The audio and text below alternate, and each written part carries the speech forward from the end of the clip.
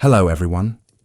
Today, we take a step into a world where dust is currency, water is suspicion, and death wears a casual smile. The Old West. Not the version polished by movies, not the galloping romance sung in ballads, but the real, rugged, indifferent beast that it was. And you've just woken up there. Unfortunately. Let's begin. You open your eyes to the sound of a fly.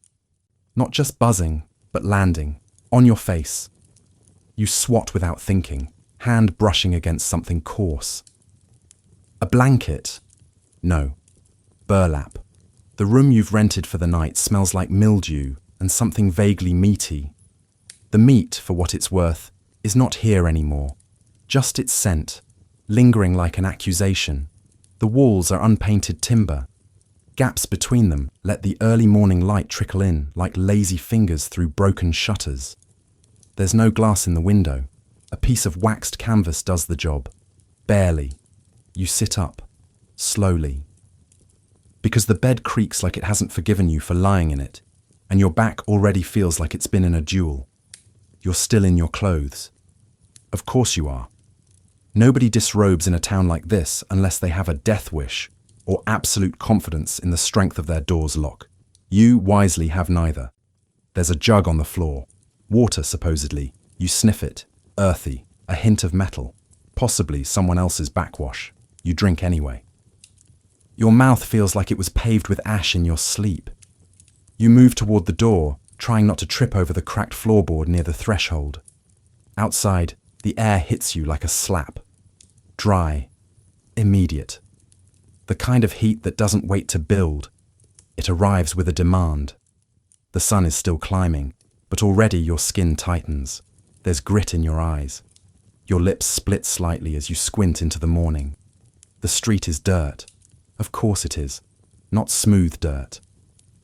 Rutted, uneven, and scattered with evidence of last night's revelries. Bottles, a boot, and what you suspect might be blood. Or maybe it's just something spilled from a butcher's cart. You don't look too closely. Someone walks past, thin, tall, leathered, like the surrounding landscape. Doesn't say a word, just spits, neatly, like punctuation, into the dust near your foot. You step back, and you're hungry. But not for eggs or toast, not here. The only breakfast served at this hour is coffee strong enough to remove paint and beans, that have lived 3 lives before hitting your plate. You find the local diner, or what passes for one. It's not a building exactly, more like a series of walls with ambition. The woman behind the counter gives you a look that could sour milk. She doesn't ask what you want. She plops down a tin plate and a mug, both dented, both hot. The food, salty. The coffee, bitter. But it's warm. And right now that counts as kindness. You look around. Everyone here looks like they were born with boots on. Hard faces, sun-worn hands, eyes that don't blink without reason. You're the only one shifting in your seat. The only one whose collar isn't stained with the honest dirt of labor. They notice. No one says anything. But you feel it. You step outside again, blinking as the sun has already risen higher, sharp now, burning everything without discrimination. You cross the street, or try to. A wagon nearly runs you over. The driver swears, doesn't slow. Behind him, a child chases a pig, laughing. The pig squeals, darts between legs, knocks over a tin bucket. A dog barks. A man shouts. Somewhere, a bell rings faintly. Church, warning. You don't know. Everything in this place feels like both. You pause by a post and realize there are no public bathrooms. Of course not. There's an outhouse. One. Shared. Judging by the smell, you consider just waiting. But waiting here means risking a lot more than discomfort. You follow the smell, heart sinking. The outhouse door is open. No lock. No ventilation. No dignity. You close it gently behind you, breathing through your mouth, trying not to look down. When you re-emerge, you feel less human and more feral. The wind picks up slightly, sending a plume of dry earth into your face. You blink, cough, wipe your eyes with a sleeve that's already caked in dust. You wander. That's what people do here when they're not working. They wander. No one runs, no one strolls. Just slow, heavy steps like the ground might protest. You pass a blacksmith hammering something into shape. Sparks fly. His face is red, dripping with sweat, eyes narrowed behind soot. He doesn't look up. He doesn't care. Past him, a woman hangs laundry between two cacti. The sheets are yellowed. One has a tear. She hums. A low tune, almost mournful. You wonder if she's thinking about someone, or waiting for someone, or just pretending. You see the saloon. It looks promising. Shade, at least. Maybe a drink. You push the doors, those iconic swinging bat wings, and immediately feel every eye inside turn to you. The piano stops, not because of you, because the pianist has fallen asleep, or passed out. Hard to tell. Inside, the air is thick with cigar smoke and secrets. The floorboards are sticky. A man at the bar is slumped forward, hat covering his face. Another is leaning against the counter, whispering to no one. You sit. The bartender walks over, no smile. Water? You ask. He laughs, loudly, then walks away. You get whiskey, not by choice. It's the only thing he brings. It burns, but it reminds you you're alive, barely, outside again. The heat has doubled. Flies swarm around a nearby carcass, something unidentifiable and swollen. A boy throws rocks at it, not out of malice, out of boredom. You think of home, air conditioning, soap. Bananas. Why bananas? You don't know. Maybe because they don't exist here. Not in this part of the world. Not in this part of history. Someone shouts. You turn. A man's been accused of cheating at cards. The crowd shifts, hungry for escalation. You slip away. Behind the stables, it's cooler. Smells worse, though. Horses shift, snort, stomp. One looks at you like it knows you don't belong. It's not wrong. You sit in the shade, quiet, listening. Somewhere, a harmonica begins to play. A soft, meandering tune. Melancholy. The kind of music that feels like a letter never sent. And in that moment, you realize you haven't even made it past noon. The Old West isn't about shootouts and glory. It's about surviving the mundane violence of every moment. The scratch of wool, the burn of sun, the ache of silence. Your boots are already chafing. Your skin feels too dry. Your throat aches. And the worst part, you're starting to get used to it. You head back into town, stomach still grumbling in protest despite the half meal earlier. Whatever that was, beans, salt, and mystery, it wasn't enough. And the coffee? Less of a beverage, more of a dare. The cup sat heavy in your hand and heavier in your gut, as if someone had boiled their regrets and served them with a scorched smile. You glance around. It's clear now. There is no bakery. No friendly corner cafe where someone knows your name and spells it wrong on a cup. No soft pastries, no oat milk, no cinnamon foam dancing gently atop your drink like a caffeinated lullaby. This place doesn't know what a croissant is. If you asked, they might hand you a weapon. Instead, the only coffee shop is just an old shack with a tilted sign reading, "Cookin'." Not cooking, no, cookin'. Like the food never quite makes it to the end of the word. Fitting. Nothing here does. You push open the door. A bell clangs above, not delicately but sharply, like it's warning the inside you're coming. The room smells like grease and fatigue. Not just from the food, but from the people. There are only 3 tables. 2 are occupied. One by a man chewing so slowly you wonder if he's forgotten what chewing means. Another by a woman with hard eyes and a tin star, sheriff maybe, or just someone who took the star from a sheriff. Here, both are possible. Behind the counter is the cook. She's thin, square-shouldered, and not interested in you. Her apron is stained with things you don't want identified. She doesn't smile. She doesn't even nod. You sit. The The chair wobbles. The table is sticky, but not wet, which is worse. "Breakfast," she says. It's not a question. It's more like a fact you're expected to confirm. You nod, because it's too early to die from disrespect. She turns without another word and starts slapping things into a skillet. Metal clangs, oil hisses. Something sizzles in a way that feels like a threat. You wait. There's no menu, no options, no substitutions, no gluten-free, no dairy alternatives, no questions allowed. What's cooking is what you get. And what you get is beans. Thick, dark, sticky beans that taste like they were boiled in judgment. Next to them, a strip of pork. Tough, salty, possibly older than you. She places the plate in front of you and a tin cup beside it. The coffee is dark, almost black. It smells burnt, like someone punished it for being a bean. You sip it, instantly regret it, then sip again. It's not that you like it, it's that your body doesn't believe anything better is coming. You chew slowly. The food isn't hot, but it's heavy. It sits in your stomach like an old grudge, but it gives you just enough strength to keep existing, just enough salt to make you thirsty again. Clever. The cook watches you, not out of curiosity, out of habit. She's seen your type before. The soft-handed, wide-eyed stranger who stumbles into town hoping for a taste of adventure, or worse, some sort of purpose. She's not impressed. "You're not from here," she says. You nod again. She doesn't laugh. That would require energy.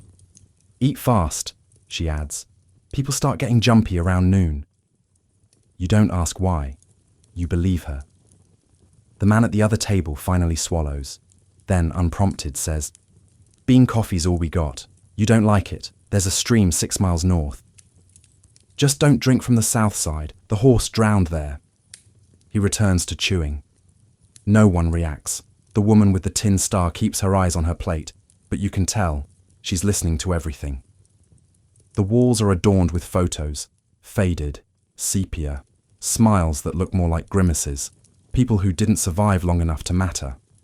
One photo shows a man with his hat off and a shovel in hand. Beneath it, a plaque. "Dug the first well. Died in it." Charming.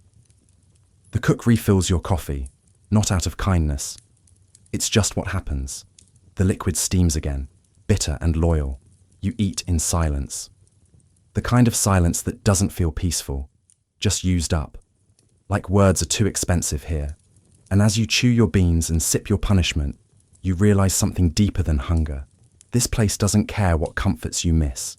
It only cares that you keep moving, that you don't linger, that you don't ask for things that never existed here. You swallow your last bite, throat dry. The cook doesn't offer a bill. You leave a coin on the table. She doesn't thank you. She just scoops it into her apron, turns, and starts the next pan sizzling. Outside, the air has shifted again.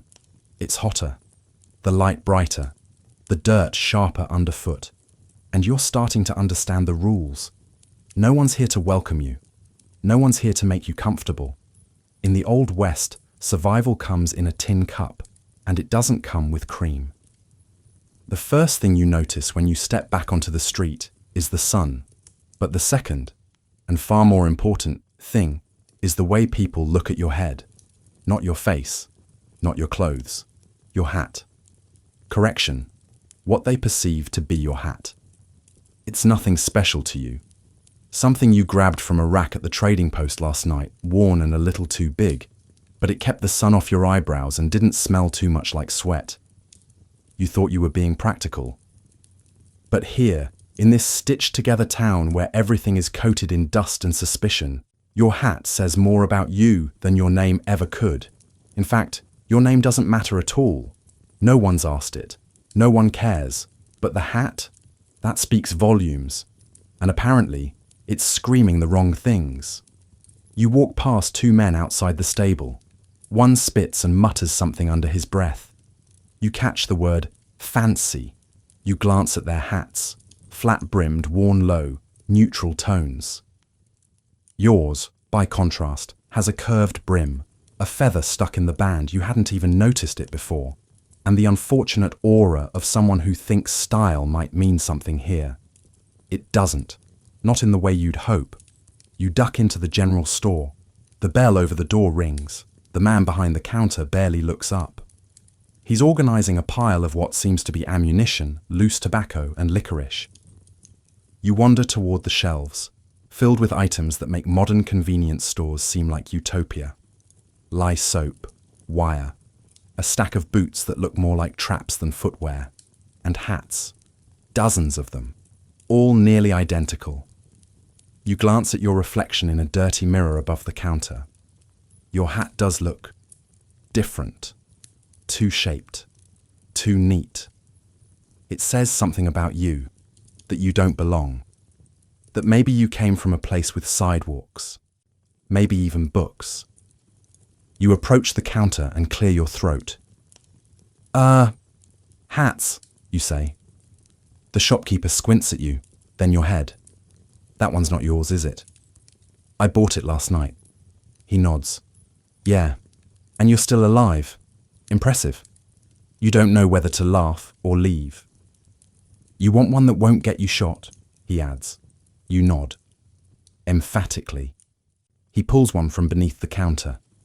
It's plain, broad-brimmed, smells faintly of leather and smoke. Heavy in your hand. You swap it for the one on your head. As you do, you swear the air around you lightens, just a bit, like you've put on camouflage in a war you didn't know you were fighting. The shopkeeper takes your old hat and hangs it on a wall with a few others. You notice the one beside it has a bullet hole through the crown. No explanation, just quiet, dusty testimony. Back outside, the change is immediate. The two men outside the stable glance your way again. One nods, barely. The other doesn't spit. You walk past the saloon. The bartender sees you through the door, eyes flicking upward, then away. No tension. A woman leading a horse offers you a look that isn't quite friendly, but isn't hostile either. Neutral is good here. Neutral means survival. You didn't realize you were marked until you weren't. Because in the Old West, a hat isn't fashion, it's identity, tribe, allegiance. It tells people whether you're dangerous, disposable, or just dumb. Yours had said the latter, loudly. Now, it just says, local enough. And that's the best you can hope for today. You keep walking, past the sheriff's office, where a deputy naps with one boot on the desk, past the chapel, where a preacher paces, muttering scripture like a nervous spell, past a group of children throwing stones at a fence post, their laughter sudden and strange, like it doesn't belong in this place. You blend better now, not because you've earned it, but because you're learning, fast, that in this world, perception keeps you breathing. Your name? Irrelevant. But your hat? It might just save your life. Crossing the street should be simple. One foot in front of the other, eyes ahead, maybe a casual wave to someone passing by. But not here. Not in a town where the ground itself is plotting against you. You step off the wooden boardwalk, boots hitting the packed dirt with a dry thump. Instantly, the heat rises from the ground in visible waves, bringing with it the smell of horse manure, spilt whiskey, and something far worse, something human. You try not to breathe through your nose. You fail. The street isn't just dirt. It's a graveyard of forgotten hygiene. Muddy patches where urine has mixed with morning dew. Brown puddles that didn't come from rain because it hasn't rained in weeks.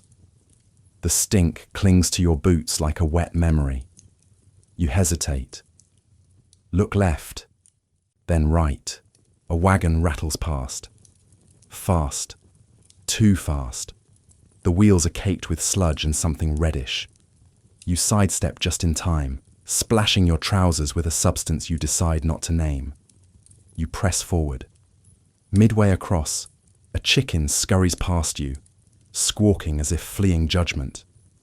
You nearly trip. regain balance. A dog barks, sharp, hoarse. Somewhere someone laughs, probably at you.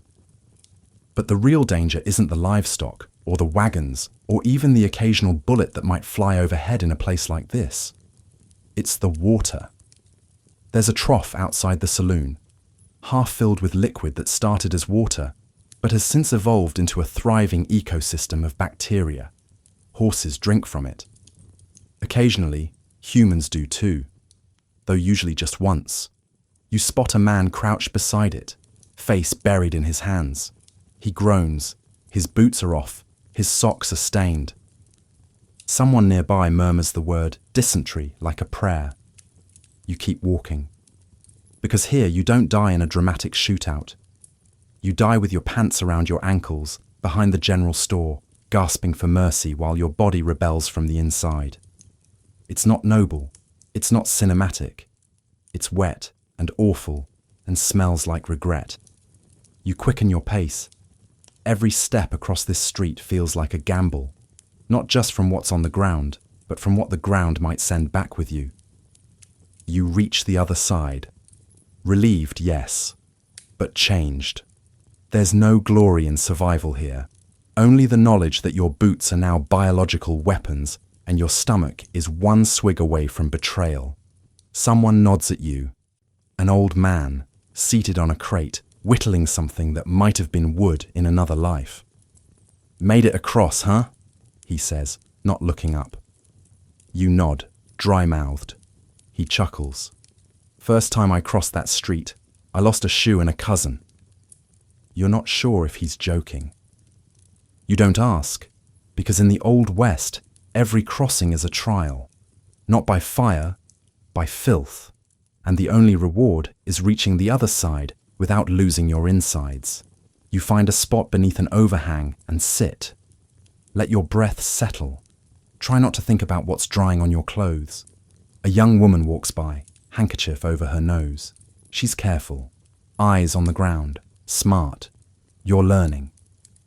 And you realize, as you glance at the shimmering road behind you, in this place, death doesn't always come with a bang. Sometimes, it just drips slowly from a contaminated cup.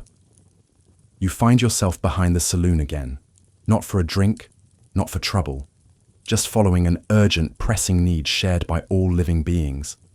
One you've been avoiding since your first mouthful of beans and burned coffee. Nature calls. But nature here doesn't whisper gently. It demands. And there's no ignoring it anymore. You wander behind the buildings, where shadows stretch longer and the air smells thicker. There, like a poorly kept secret, sits the outhouse. A small, lopsided wooden box with a crescent moon carved into the door. The hinges groan as you push it open, and what greets you is not just odor. It's history. A layered archive of every meal, every mistake, and every bad bean decision made in this town for what feels like centuries. You step inside. The door swings shut behind you, not fully latching. A sliver of light sneaks in through the moon carving. There's no ventilation, no window.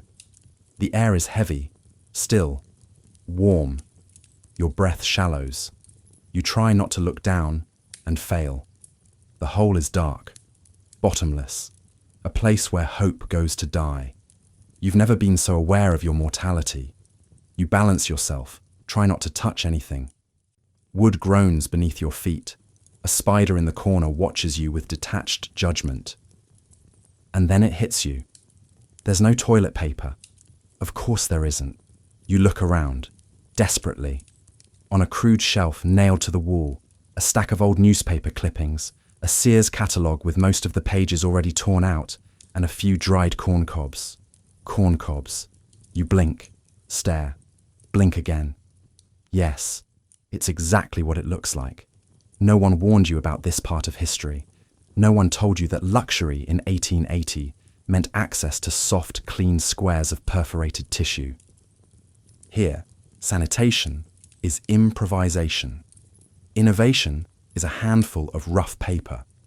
Or worse, you reach for a newspaper page. The ink is smudged. the paper brittle. One reads, "Local man arrested for bathing too often." You snort. Then stop. Even laughter feels dangerous here. You take care of business, slowly, carefully, like you're defusing a bomb. When it's done, you step outside. Gasp. Fresh air never tasted so rich. You look around, checking if anyone saw you emerge, like you've just returned from battle. In a way, you have. Across the alley, an old woman sits on a crate, peeling something with a knife. She nods toward the outhouse.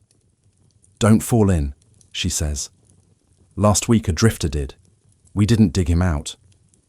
You freeze. She's still peeling. You nod, move on. Your hands still feel unclean. Not metaphorically, physically.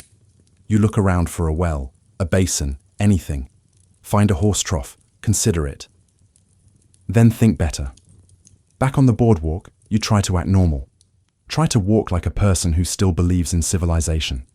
But it's hard when your soul has just been lightly exfoliated by newspaper from 1872. You remember the bathroom at the gas station back home, the scented soap, the hand dryer, the tiled floor. You nearly cry. In the Old West, privacy is a privilege. Cleanliness is an afterthought. Comfort, fiction. You pass the general store again. Inside, a sign reads, "Rags, 2 for a nickel."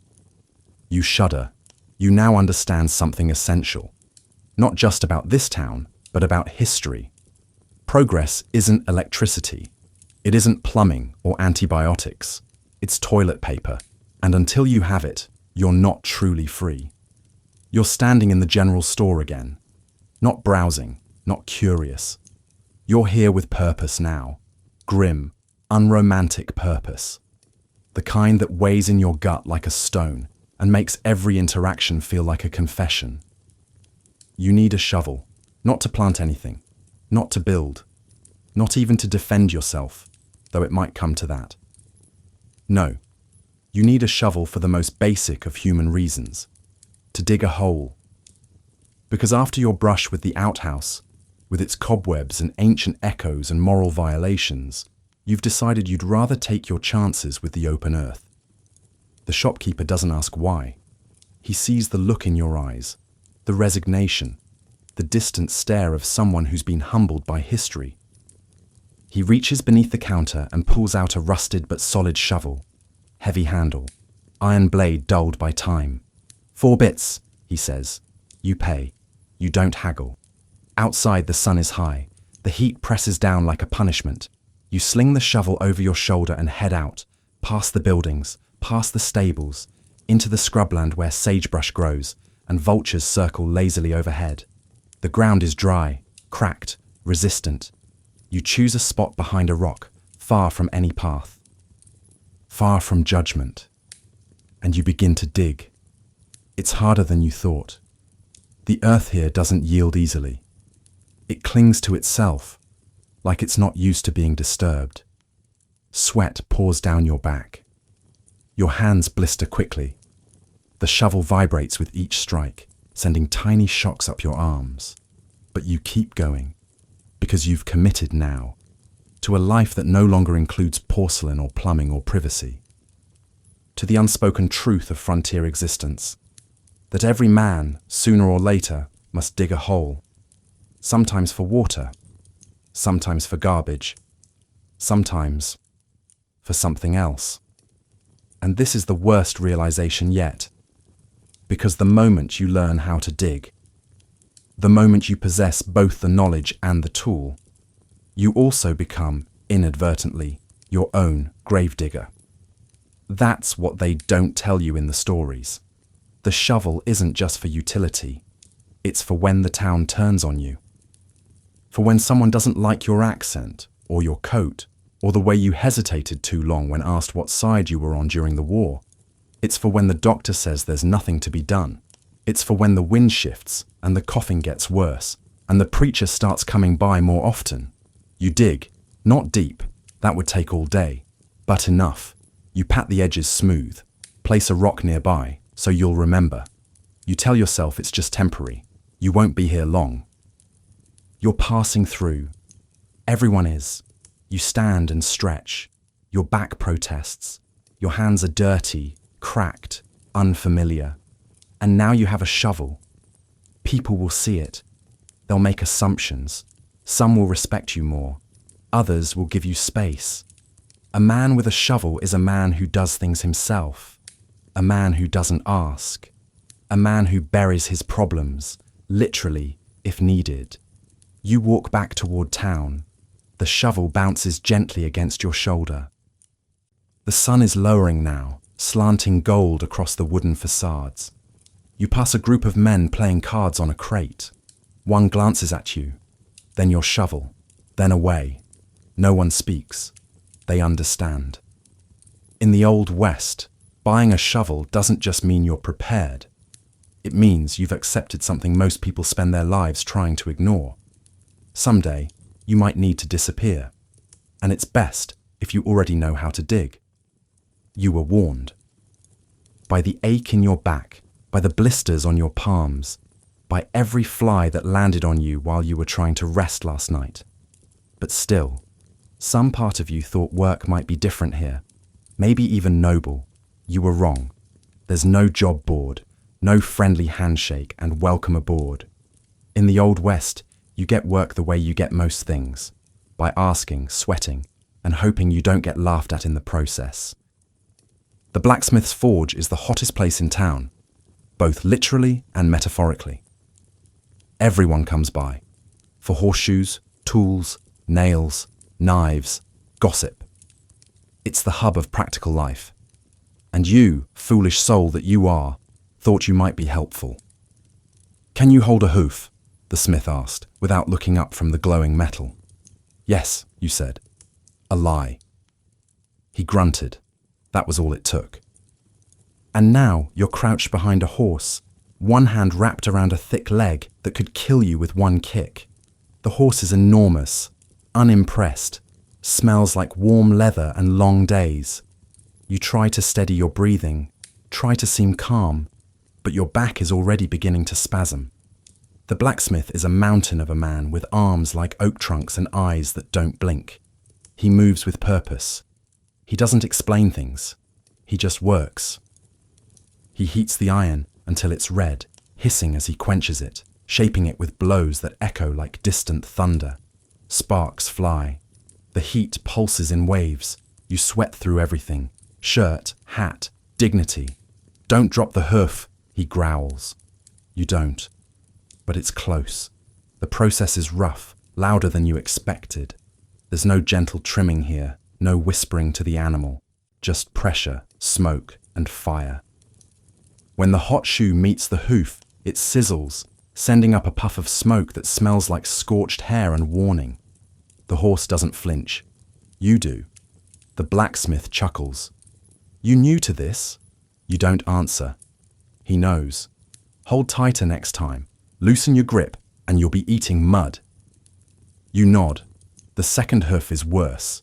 Your knees shake. Your shoulders scream. Your spine stages a protest.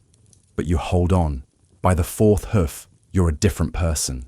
Not tougher, just broken in. Like a boot after a few long rides. Used to the pain. Acquainted with it. Not friends exactly, but no longer strangers. The blacksmith offers no praise, just moves on to the next horse. You slump against the wall of the stable, chest heaving. Your hands tremble. You're coated in dust, ash, horsehair, and your own sweat. You smell like effort, and iron, and something else. Something primal, like you've just touched the core of the earth and found it stubborn. A boy walks past, laughs. "You didn't die. That's a good first day." You almost respond, but your throat's too dry. Later, the blacksmith tosses you a crust of bread and a cup of water. You sit in the shade behind the forge, chewing slowly, staring at the dirt, watching the horses blink slowly in the sun, tails swishing at flies. And you understand something now. Work here isn't about income. It's about worth, survival, the unspoken truth that everyone pulls their weight or gets dragged. There's no HR, no brakes, no safety rail, just you, a horse, and the knowledge that one misstep could mean a shattered rib or a crushed skull. And yet, there's something oddly grounding about it all. The rhythm, the heat, the weight of the hoof in your hands, the smoke rising like a prayer. It strips you of pretense, of performance. All that's left is grit. And as the sun begins to fall and the day cools slightly, you look down at your hands, raw, aching, real. You did something today. And even if you never do it again, no one can take that from you. Thirst in the Old West is a peculiar thing. It doesn't build slowly, like it does in more civilized places. It arrives like a fist, sudden, urgent, and impossible to ignore. After hours of work at the forge, your body is a furnace. Every drop of sweat feels stolen from your insides. Your mouth is dry, your tongue sticky, and the little water the blacksmith gave you earlier is long gone. It's not just thirst now. It's desperation. You ask someone where to get more. River, they say without looking up. Just follow the mule path. You follow it. The trail leads you behind the town, where the land opens into a shallow valley, scrub and sagebrush, a few twisted trees, and then the river. Calling it a river might be generous. It's a narrow strip of water winding between rocks, barely deep enough to cover your ankles in most places. But it moves, and it glints in the sun, and right now it looks like salvation. You kneel. The water is warm, not refreshing, warm, like it's been sitting out in a tin cup under the sun all day. But you're too tired to care. You cup your hands and bring it to your lips, and then you smell it. A strange blend of silt, soap, and something else. Something faint but undeniable. Decay. You pause. Downstream, you see movement. A woman is standing knee-deep, scrubbing clothes against a flat stone. Beside her, a small child splashes with muddy delight. Farther still, two men unload something from a cart. A bundle, long and still, covered in a tarp. They don't carry it toward the church. They carry it to the riverbank. Your stomach turns. This is the town's water. This is its lifeline, its mirror, its bath, and its grave. You glance around. There's no well, no pump, no filtration system humming in the background. Just this, a single ribbon of water that serves every need, from laundry to last rites. You step back. The thirst is still there, clawing at your throat. But now it has company, revulsion. You sit on a rock, watching the current drag a piece of cloth downstream, torn, stained, disappearing around a bend. A man sits beside you, older, dusty. He wears a hat that's more whole than fabric and chews on a stick of something bitter. "You knew?" he asks. You nod. "Drank the river yet?" You hesitate. "Almost," he chuckles. "Almost good. Keep it that way. Lost my brother to that almost. Got a fever. Saw angels in the rafters. Then saw nothing." He spits into the dirt. The glob sizzles, evaporates before it hits the ground. "But," he continues, "you'll drink it eventually. We all do. Just try to do it upstream, before the washing, before the burials." You shiver. He stands, stretches, and walks away. You look back at the water. A horse steps into the shallows, drinks with noisy gulps. Its owner doesn't stop it. You realize this is the compromise everyone here has made. Thirst or risk. And you will too, soon enough, because the sun won't stop, the forge won't cool, the sweat won't slow. And the river, for all its sins, still offers one thing nothing else does: relief. You reach into your pocket, find a scrap of cloth, dampen it with the river, wipe your face. Even that feels like a gamble. You close your eyes. Let the wind touch your skin. Try to remember what clean water tastes like, and wonder how long it'll be before you forget. The saloon stands like a promise at the end of a long day, laughter spilling out through swinging doors, piano music tumbling like dice, voices rising and falling like waves.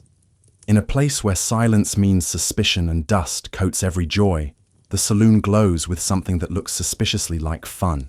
You decide to go in. Your boots hit the wooden porch with a dull thud. You glance at your reflection in the cracked glass of the window, sunburnt, dirty, exhausted, but still standing. Inside, the air is thick with tobacco smoke and something sweeter. Sweat, maybe, or whiskey. Hard to tell. You reach for the door, and instinctively, out of habit, you slip your hand into your pocket. That's when it happens. Every conversation inside dips a fraction. The piano, which had been lurching along in a rhythm both erratic and somehow steady, stutters. Not stops, not yet, but loses its confidence. Heads turn, not all of them, just the ones that matter. Your hand freezes mid-pocket. One man stands, slowly, his coat is open. At his hip, the glint of steel. He doesn't speak. He doesn't have to. You realize with cold clarity that here, in this warped echo of society, there are unspoken rules, old ones, primal ones. Rule number 1, never enter with your hand in your pocket. It's not just rude, it's not just odd. It means you might be reaching for a gun. You remove your hand, slowly, openly, palms up, like a sermon. A collective breath seems to settle across the room. The tension thins, not gone, but looser. The man with the gun shrugs and sits back down. The piano resumes, a little off-key now. The moment has passed, but your heartbeat hasn't. You walk to the bar like nothing happened, like your pulse isn't in your ears. The bartender doesn't greet you. Just pause. Something amber and unidentifiable. You take it. Sip. It burns. You deserve that. You glance around. The saloon is a hive of stories. A woman in red is telling one to a miner who clearly isn't listening. A poker game churns in the corner, tension wrapped in cigars and muttered accusations. In another booth, 2 men speak in low tones, eyes flicking to the door every few seconds. It's not like in the movies. There's no bar fight, no dance hall girls twirling, no exaggerated shootouts. There's just the steady hum of people who've made peace with a certain kind of chaos. You sit, slowly. Keep your hands on the table, visible. The bartender pours again, unasked. You nod your thanks. He grunts. The man who stood earlier, the one with the quick trigger and the slow stare, glances at you again. This time, he offers a small, almost imperceptible nod. You return it, carefully. It's your first lesson in saloon etiquette. Survival isn't about who's fastest. It's about who's quietest, who watches, who doesn't flinch. You drink slowly. The second glass tastes better, or maybe you're just getting used to the flavor of danger. Someone laughs too loudly. A chair scrapes. You stiffen, but nothing happens. The night wears on. The music stumbles but doesn't fall. Cards are shuffled. Coins clink. Voices rise, then lower. You step out eventually. Air cooler now. Stars beginning to stab through the dusk. You breathe and smile, a small one. You weren't shot today. That counts for something. The second time you step into the saloon, you do it with both hands clearly visible. No one turns to look this time. The piano plays a little smoother. The air, still thick with smoke and old breath, feels marginally safer, or maybe you're just getting used to it. You walk up to the bar. The bartender gives you a glance. It's not warm, but it's not hostile either. That's progress. He's a man shaped like a barrel, with a face that looks carved from the same wood as the counter. His beard is short and square, his sleeves rolled up to reveal forearms streaked with old scars and blackened fingernails. He pours something into your glass without asking. You nod. He nods back. And then, for reasons you can't quite explain, you say, "Quiet night?" He chuckles. a low, dry sound like gravel shifting in a drought. Quiet here means nobody's cleaning up blood. You sip your drink. It still burns. He leans on the bar with both hands, eyes sweeping the room like he's counting ghosts. Last week, he begins, we had a man come through from Abilene, clean boots, real nice coat, sat right where you're sitting, told me he was going to open a school, teach Latin. You raise your eyebrows. What happened? He shrugs. Shot dead before his drink arrived, sat at the wrong poker table, didn't read the room. He pours another glass, for himself this time. Drinks it in one go. Night before that, we had a preacher, carried a big Bible and a little gun, told everyone he was here to save souls, didn't even last till sundown, tried to break up a fight between two ranch hands, got stabbed with a dinner fork. You stare at your glass, suddenly less thirsty. Last month, he continues, there was a woman, young, smart, dressed like a man, said she was writing a book about frontier life, took notes on everything, asked questions, too many. And, you ask, though you don't want the answer. Someone didn't like being remembered, he says simply. He wipes the counter with a rag that doesn't seem to clean anything. You glance around the room. Everyone looks ordinary, tired, dirty, alive. But after what he's told you, you start to wonder, which of them did it? Who stabbed the preacher? Who silenced the writer? Who's sitting quietly, sipping whiskey, with blood still fresh beneath their fingernails? The bartender notices your look. They're not monsters, he says. Just people with short tempers and no consequences. He straightens, leans closer. Truth is, this bar has seen more death than the church and the sheriff's office combined, and I've poured drinks for the killers and the mourners. Sometimes, same person. You nod, slowly. He pours again. But don't let that scare you, he says, oddly calm. Just don't talk too much. Don't stare too long. And don't sit at the wrong table. The piano stumbles, then catches itself. Someone laughs in the corner. You sip again.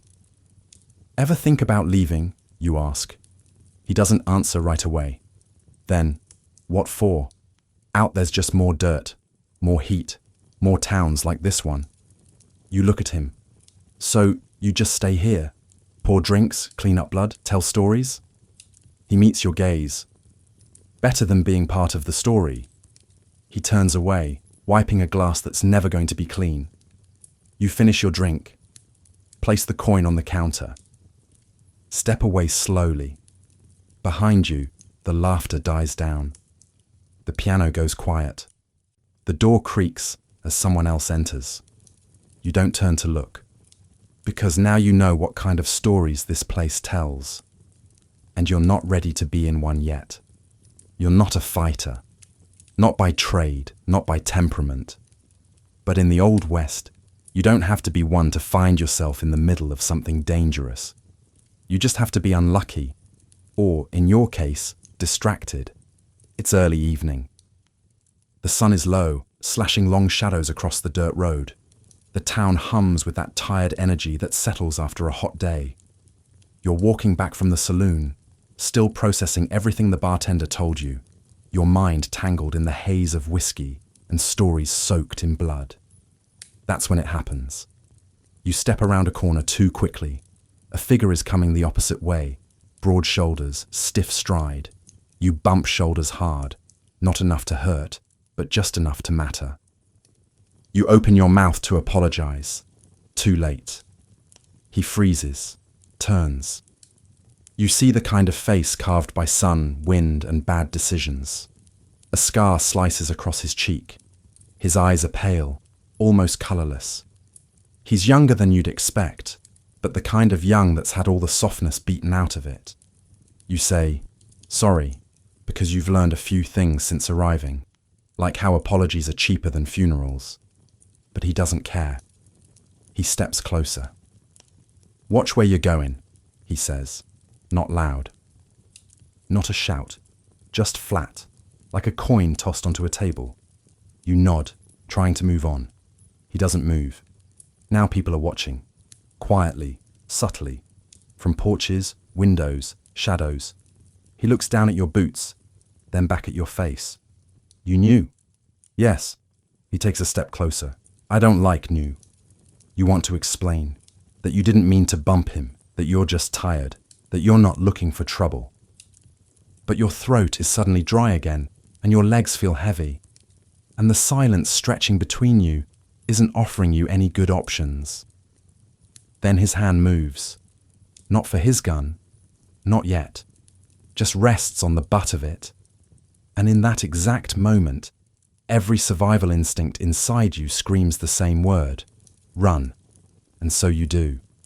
You turn and bolt down the street, heart hammering, lungs unprepared. The sound of footsteps behind you confirms what you already know. He's not done. You don't look back. Looking back slows you down. Looking back means admitting you don't have a plan. You dart past the saloon, past the general store. Someone yells something, maybe a warning, or maybe just amusement.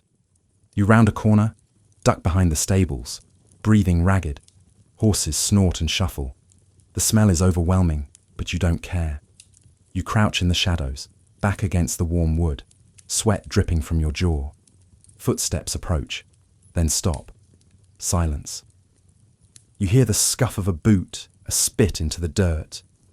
And then, retreating steps. He's not going to chase you all night. Not for a bump. Not unless he's drunk enough later. You wait, long enough to count your breaths. Then longer. Eventually, you emerge. The town looks the same, but you don't. You're coated in dust. Your knees hurt. Your pride is bruised. And now, everyone knows something about you. You ran. That means you're either smart or weak. Out here, there's a fine line. You make your way back to your room, quietly. No more corners. No more apologies. You slide the bolt shut behind you. Sit on the bed. Your hands shake. And for the first time since you arrived, you understand something painfully clear. In the Old West, death doesn't wait for a duel. There's no countdown, no witness, no fair shot. Sometimes you just bump the wrong man at the wrong time. And sometimes you're lucky enough to run before the bullet finds your name. There's nowhere glamorous to hide in a frontier town. No sleek alleys, no quiet cafes with soft music, no empty back offices where you can catch your breath. When danger knocks and your legs choose flight over fight, you learn to think in terms of shadows, doors left ajar, and places no one wants to check unless they absolutely have to. Which is how you end up in the stable. It's not your first choice. It's not even your third. But after that close call with the man whose shoulder you grazed, and whose mood you misread, you need a place out of sight. Somewhere with thick walls and thicker silence. The stable welcomes you with a slap of scent so powerful it feels solid. It's not just horses. It's not just sweat. It's not just hay. It's all of it, layered, fermented, and baked under a day-long sun. It hits you like a memory you didn't want. The smell of labor, of beasts, of things that live and die without asking permission. You duck behind a stack of hay bales, crouch low, and try to breathe shallow. The air is thick, humid, despite the desert climate, because stables trap things. Heat, flies, sound, stories. You wipe sweat from your forehead. It comes back instantly. Above you, a horse shifts in its stall, hooves clopping against the floor in restless rhythm. Another lets out a low, almost human sigh. The kind that seems to say, you think you're tired. You settle into the shadows, listen. The town beyond the stable feels distant, as if you've stepped out of time. You can hear it, the muffled sounds of boots, low voices, a door slamming. But it's hazy, distorted by thick walls and the steady breath of animals. You sit in the warmth of straw and secrets, and for a moment, you consider staying there forever. It's not the worst place you've been, until the flies find you. They're relentless. Drawn to the salt of your sweat, the stink of your fear, They dive at your ears, land on your neck, crawl across your arms like they own you. You swat, curse under your breath. It doesn't help. Nothing here does. You lie back against the hay, staring at the beams above. Cracked wood, old nails, cobwebs.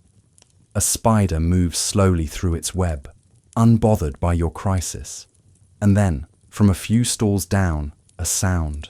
Footsteps. Slow. Not hooves. Not stable hands. Human. You freeze. Breath catches in your throat. The footsteps pause. A door creaks. Straw shifts. Someone's here. You press yourself deeper into the shadows, every muscle tense. A horse snorts. The person murmurs something. Low, unintelligible. Then the footsteps move again. And fade. You don't move for a long time after that. Because safety here is measured in stillness. In silence. In being forgettable. Eventually, you rise. Your clothes are soaked through. Your back aches. You smell like animal, like labor, like the building itself has claimed you as part of its architecture. But you're still alive, and in this place, that's a kind of victory. You step outside, blinking in the light, blinking at the world that hasn't noticed your absence. The same dust, the same sun, the same danger, walking around in boots and hats and bad moods. But now you've learned something new. Sometimes, the best place to be is the one no one wants. Sometimes, survival smells like manure and tastes like heat. And sometimes, hiding isn't weakness. It's wisdom. You'd assumed foolishly that the women here might offer a different kind of reprieve, a gentleness to counter the grit, maybe a touch of kindness in a world built on sharp edges and unspoken threats. But the women of this town are not soft. They are not waiting to be rescued, and they are certainly not here to be impressed by someone who flinches at saddle sores or complains about the coffee. You learn this the hard way. It starts with a simple question. You're looking for directions to the well, hoping against hope that there might be a cleaner water source than the river. You spot a woman outside the post office, loading sacks of something too heavy for her frame into a cart. She's dressed in thick sun-bleached fabric, arms bare and muscled, her face wrapped in a bandana to keep out the dust. You approach carefully, politely. "Excuse me, ma'am." She turns, eyes sharp beneath the brim of her hat. You ask your question. She doesn't answer right away. Instead, she looks you up and down, measuring something you can't quite see. Then she says, "What's wrong with the river?" You hesitate. "It didn't seem safe." She snorts. "Nothing here is safe. The water, the food, the air, the people. You want clean? Go back east." And she turns back to her work. You step away. Lesson 1. Later, you see a group of women in the yard behind the chapel, sleeves rolled up, dragging buckets, hammering something that looks suspiciously like coffin boards. You offer to help. One glances at your hands, soft, trembling slightly from the day's heat. "Thanks," she says, "but these boards don't cut themselves, and we don't have time to teach you how not to lose a finger." Another woman, older, leans against the doorway smoking a pipe. She watches you like she's seen your type before, and she has. The ones who come looking for a story, for adventure, for some misplaced romance about prairie life. They never stay long, she says. Not even to you, just to the smoke. Lesson 2. You start noticing more. The woman who runs the mercantile and lifts barrels like they're loaves of bread. The saloon girl who moves like poetry but keeps a knife strapped to her thigh. The school teacher whose pupils are armed with slates, and fear of her voice when it sharpens. They speak with purpose. They walk like they've got somewhere to be. And no time to waste explaining the obvious to anyone who isn't bleeding or buying. You try to help one unload supplies from a cart. She lets you. Doesn't thank you. Later, you hear her mutter, "City boy thinks lifting one box makes him a hero." Lesson 3. And then one night, at the saloon, you catch eyes with a woman in the corner. She's drinking alone, boots kicked up, hat pulled low. You nod, cautious, respectful. She raises her glass. You take it as an invitation. You walk over. She looks at you, long and hard. You want company, she says flatly. Buy a bottle. You want conversation? Go talk to the preacher. I'm drinking. You nod, back away. Lesson 4. Eventually, you stop assuming. You start watching, and you begin to see what was always there. Survival here isn't masculine or feminine. It's universal. It's unrelenting. The women don't need protection. They need space. They've seen men like you before, romantic, naive, soft around the edges, and they don't hate you for it. But they don't trust you either, because in a place where nature and man are equally cruel, softness is a luxury, and none of them have time for luxury. Eventually, all roads lead to the doctor, or what passes for one. You don't go by choice. No one does. You go because something is wrong, something that sleep didn't fix, that whiskey didn't numb, that rest only made louder. Maybe it's the pounding in your head that started yesterday and hasn't left. Maybe it's the cut on your arm, now oozing something unpleasant. Maybe it's just the curiosity, morbid as it is, to see what kind of healing exists in a place this indifferent to suffering. The clinic is on the edge of town, a single-story building leaning slightly to one side, paint peeling, roof sagging. A faded red cross is painted on the door, half covered in dust. You push it open. Inside, it's quiet. The air smells like alcohol, mold, and something vaguely metallic. Instruments sit on a table, some wrapped in cloth, others bare, reflecting the light in ways that make your stomach turn. There's no receptionist, no chart, no waiting room music, just him, the doctor. He's in his 50s, you think, but time has warped him. Hair grey and wild, eyes too sharp, like he hasn't slept in years. He wears an apron stained with blood, old and new, and a smile that doesn't quite reach his eyes. "What's wrong with you?" he asks, not unkindly, just efficiently. You show him the cut. He nods, doesn't ask how it happened, doesn't tell you to sit, just begins. He pours something over the wound. It burns. You flinch. "Don't move," he says. You don't. He stitches it quickly, with hands that know the rhythm but not the comfort. There's no anesthetic, no small talk, just the wet sound of thread through skin. Then he stops. "You're lucky," he says. "Infection's not deep." You nod, shaky. "Next time," he adds, "boil your knife." You didn't use a knife. You don't say that. He turns away, begins wiping his tools. You look around the room and see more than you want to. Bones, teeth in a jar, a stack of wooden crates labelled tonic. A long, narrow box in the corner, half open. Not a coffin exactly, but not far from it. "Is that for storage?" you ask, trying not to sound nervous. He glances at it, shrugs. "Sometimes." You swallow. You've heard things. That he buries the ones he can't save. That he pulls teeth with pliers and no apologies.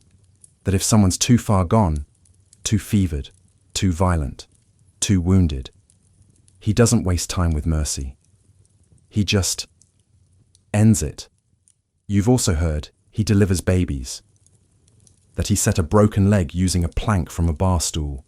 That he once stitched a man's face back together after a bear attack, and did it so well the man married a widow the next week.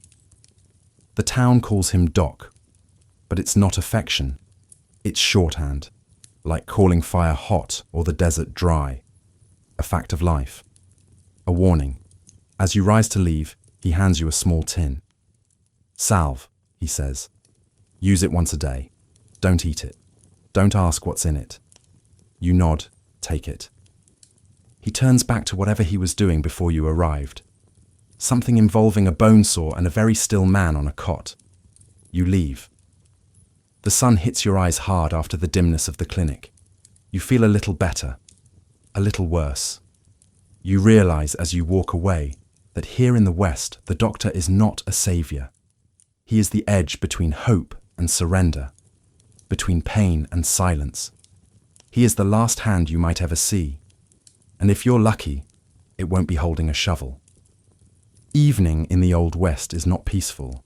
It's not the soft, glowing lull you've seen in paintings, not the kind of sunset that invites poetry or gentle sighs. It's a warning, a reminder that daylight was never safety, and night is just an older kind of fear. But after the day you've had, stitches, sweat, silence, you crave air. So you walk. The town stretches east to west, buildings casting long shadows that crawl across the dirt like ghosts changing shifts. The sun, swollen and orange, sinks behind the ridge, setting fire to the sky. It's beautiful, yes, violently beautiful, but it doesn't calm you. You follow the edge of town, past the last fence, past the final barn, out where the dust isn't trampled flat by boots and hooves. Here, it rises in soft clouds with every step. At first, it's quiet. Then, the noises begin. You hear a rustle, just one, then another. Something shifts in the brush. You freeze. Your ears strain, heartbeat loud. Then, silence again. You walk on, slower now, eyes wide. The wind carries smells that weren't there before. Bitter sage, dry grass, and something more primal. Musk, maybe. Sweat, decay. You spot a coiled rope near a bush. No, not rope, a snake. You stop mid-step. It doesn't move, just watches, flicks its tongue. Its body is thick, mottled, ancient. You take a slow step back, another, then turn and give it space. Lesson 1 of the Western Dusk. The earth is alive, and it doesn't care about your tired feet or your aching joints. You try another path, down a dry wash lined with sharp stones and twisted roots. Your boots slip, catch. Something stings your ankle, thorn or insect. You don't look. Then the traps begin. You don't see the first one until you nearly step in it. A shallow pit covered with brush, hidden too well for comfort. You look closer. Bones inside. Small ones. Maybe rabbit. Maybe not. Another few steps, and you find a wire strung low between two branches. Not fancy, but deadly. And not for animals either. You're no longer walking to relax. Now you're navigating.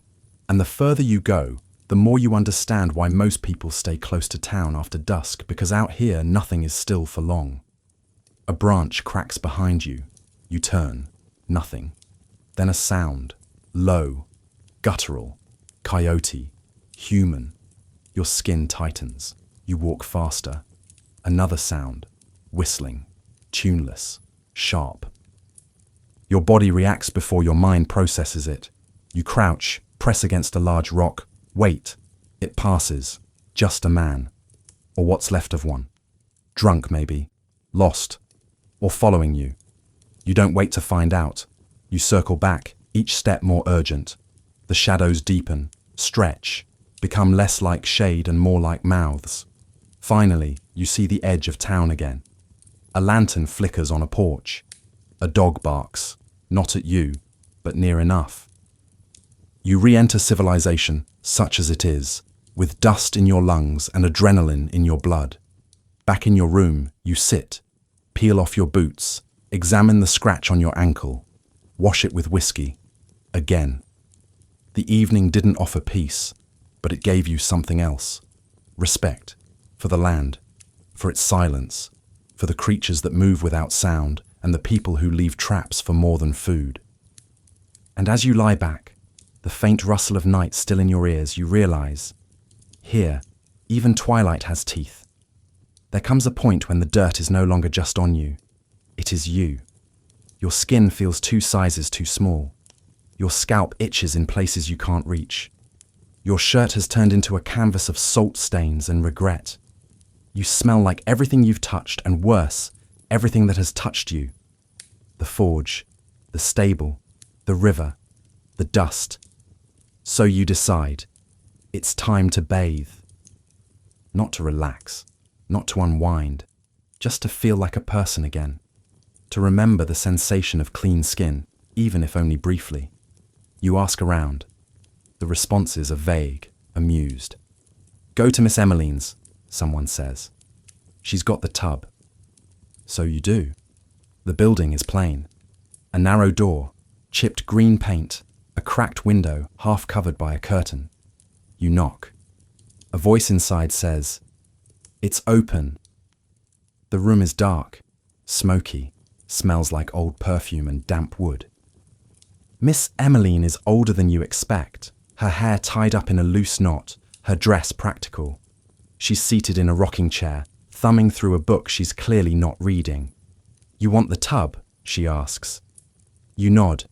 5 cents. You hand her the coin. She points to a doorway with her chin. Inside, the room is small. The air is humid. A clawfoot tub sits in the center, stained from years of half-hearted scrubbing. Steam rises lazily from the surface. You walk closer. And realize something quickly. The water isn't clean. Not really. It's warm, yes, but cloudy. Bits float near the edge. Soap. Skin. History. You hesitate. Then remember your own smell. You undress slowly, awkwardly, folding your clothes even though they're too filthy to matter. You lower yourself into the tub. The heat hits first, comforting, then suffocating.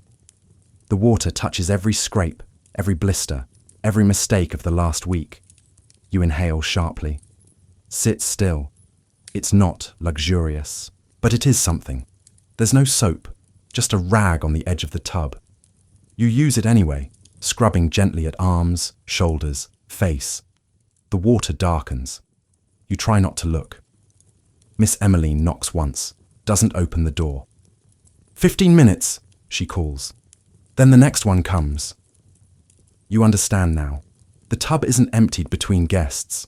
It's not refilled, not refreshed. It's shared. Like everything else here.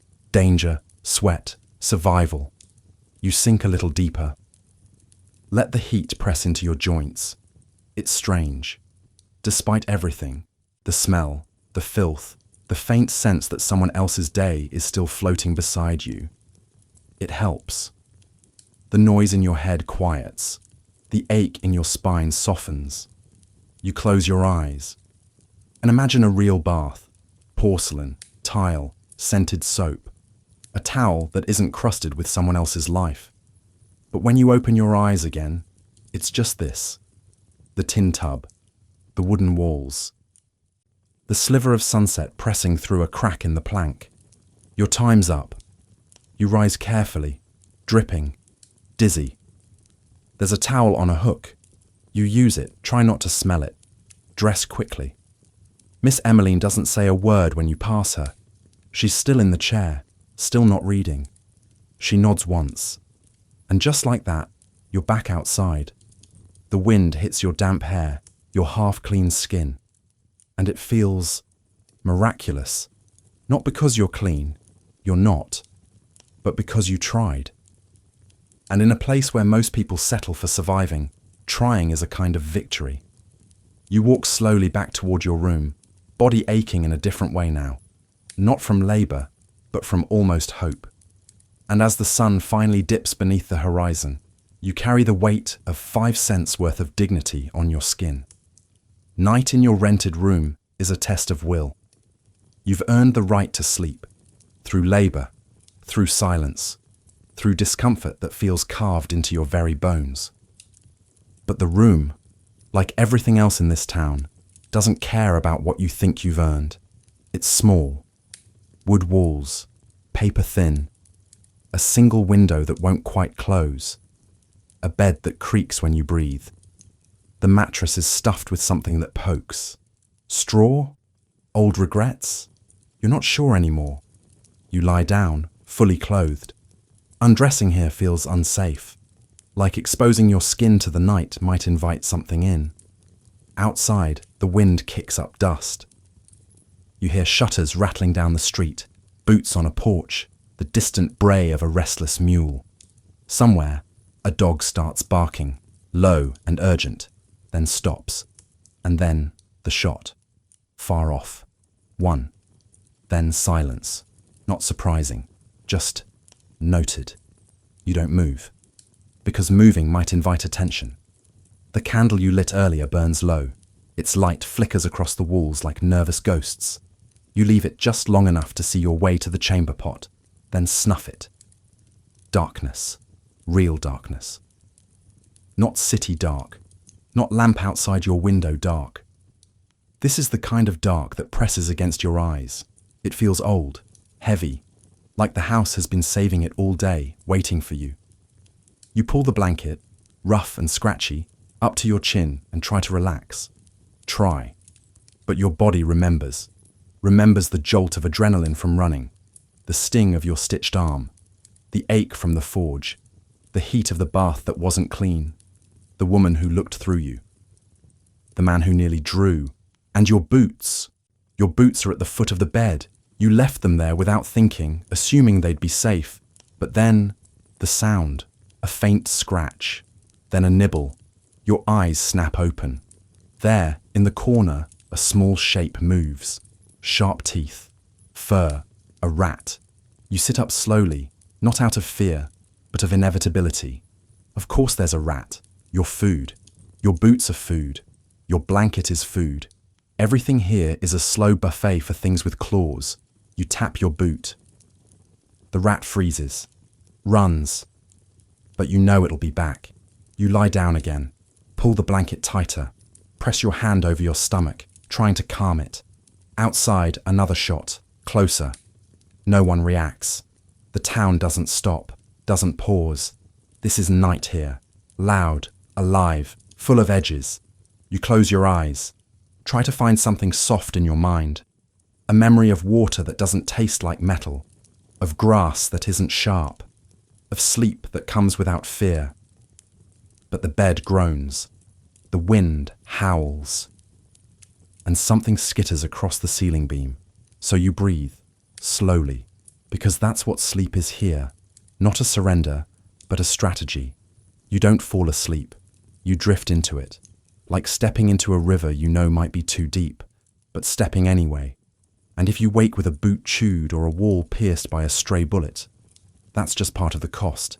Because in this place, even sleep is rented. And peace, it never stays the night. You dreamed of comfort, not extravagance, not luxury.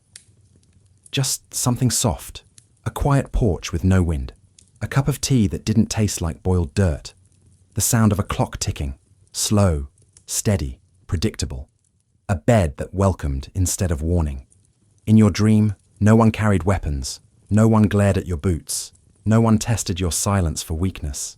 There were no horses screaming at dawn, no stares that felt like verdicts, just stillness, just breath.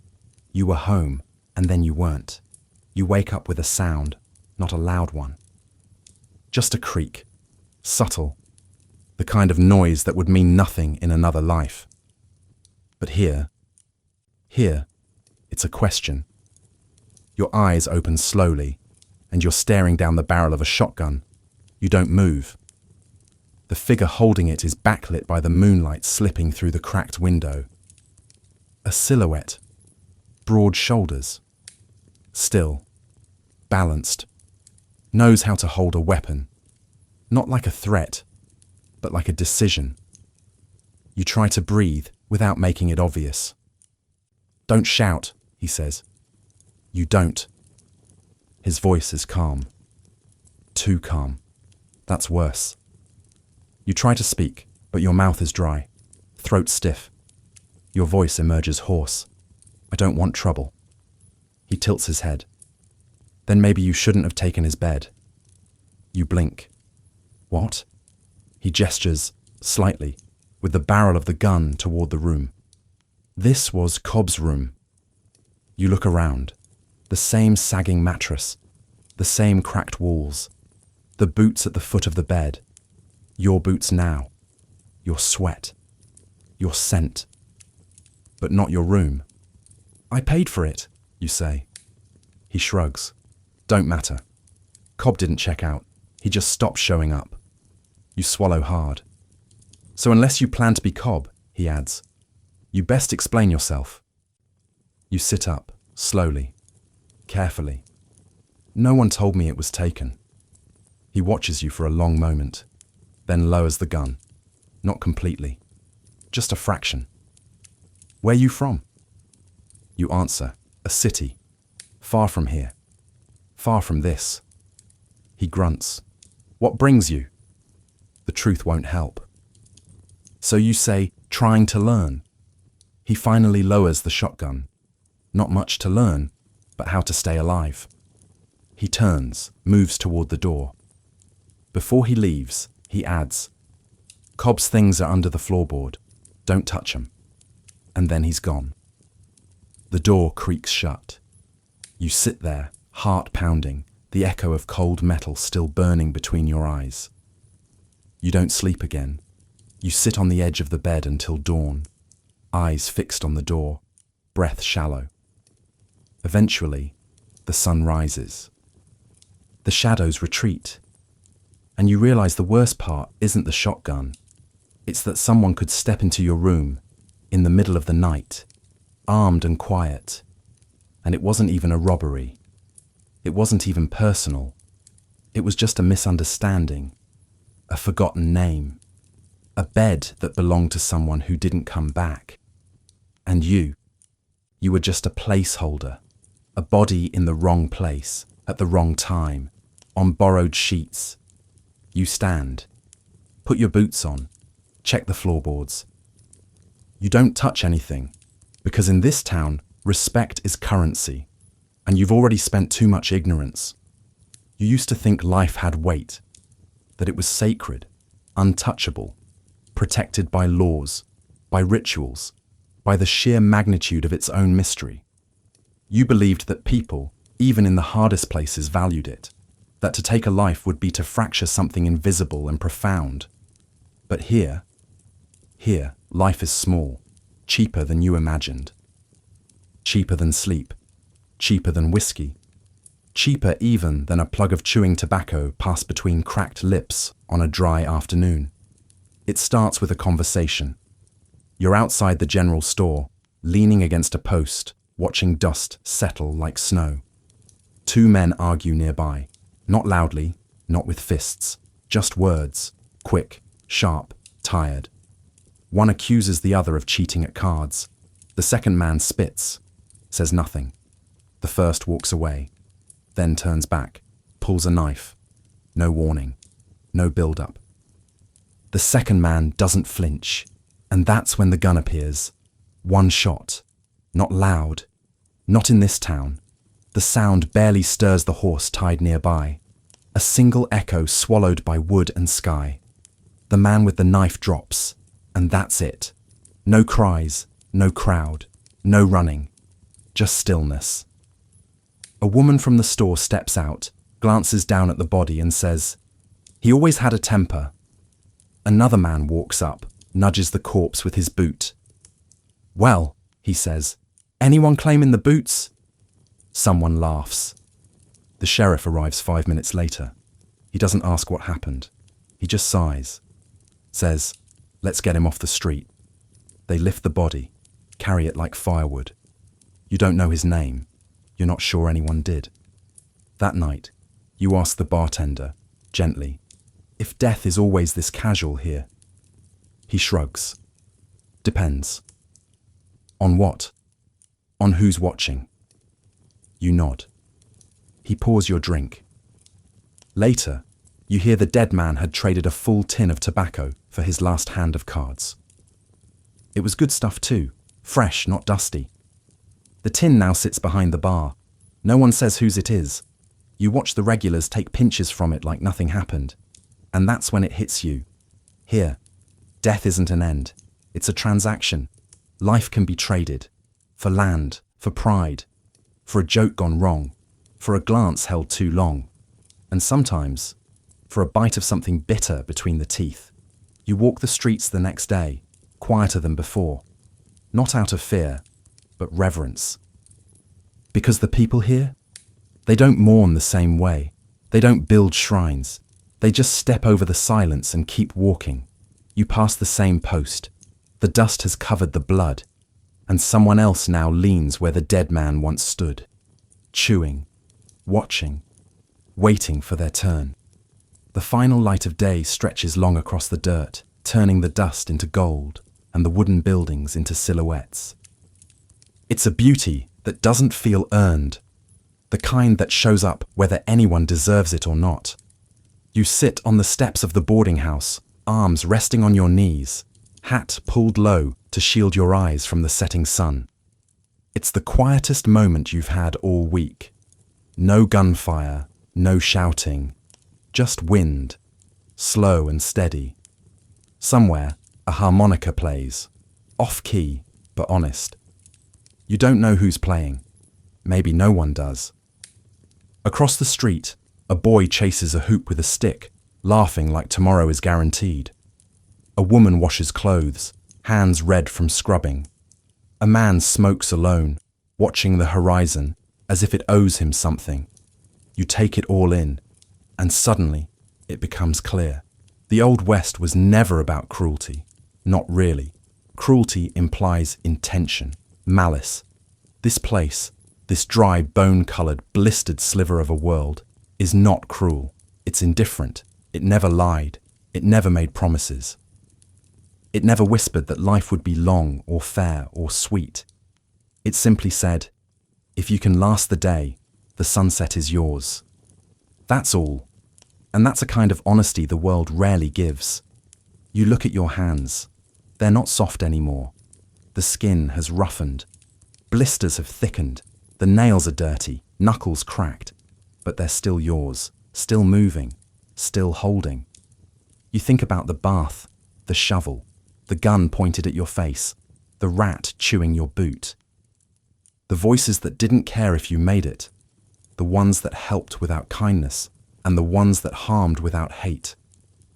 You think about the way everything here has a price, not just money, but effort, attention, adaptation, and somehow you feel, not stronger exactly, but more awake. The sun dips lower, the town doesn't change, but you have. You're still the outsider, still soft, somewhere deep, but the edge around you has sharpened, quietly, invisibly. You've learned how to walk without staring, how to drink without flinching, how to hold still when fear whispers, how to listen and how to leave things buried.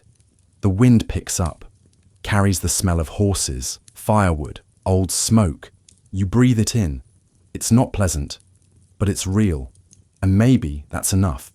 Behind you, someone lights a lantern, the first of many.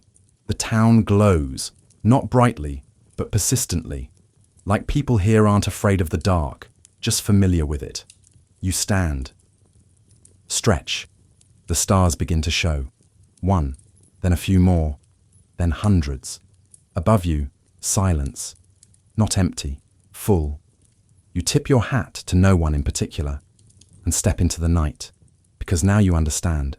The West didn't promise comfort. It only promised a place where survival is its own story. And if you're lucky, you get to tell it again tomorrow.